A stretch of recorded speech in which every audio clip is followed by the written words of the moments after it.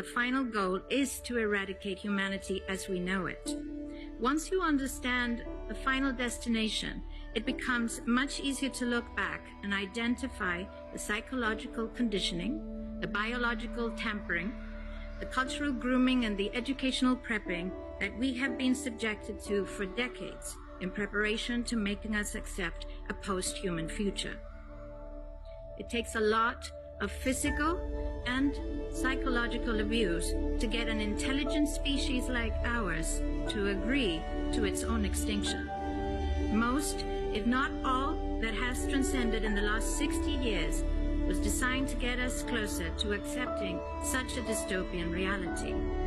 Whether you care to accept it or not, we live in a hyper-controlled matrix where our perception of reality is meticulously planned, managed, and executed in order to control and steer us in whichever direction they wish. And the direction is a post-human world. For this, they first needed to destabilize, dehumanize, and demoralize humanity through every means possible.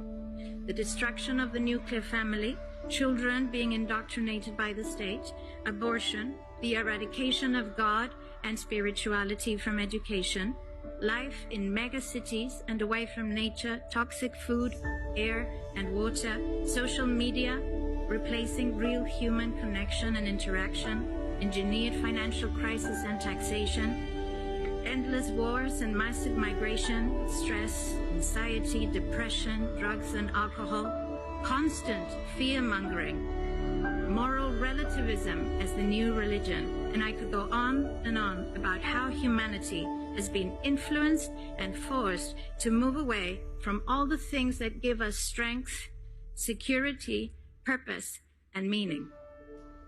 A weak, immoral, disconnected, ignorant, and unhealthy population is an easy target for the next stage, the creation of an entire generation of androgynous beings. Masculinity is under attack psychologically, culturally, and biologically. Women are being replaced in sports, entertainment, and politics by men pretending to be women, and children are being indoctrinated at school to think that gender is a choice. The transgender movement is not a grassroots movement. It comes from the top. It has nothing to do with people's freedom of expression, sexuality, or civil rights. It's an evil psyop with a clear agenda to get us closer to transhumanism by making us question the most fundamental notion of human identity, our gender.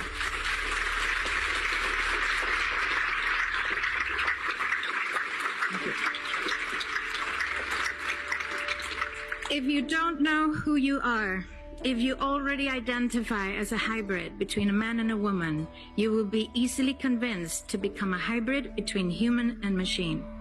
Gender ideology is the 2 + 2 = 5 from George Orwell's 1984 dystopian novel.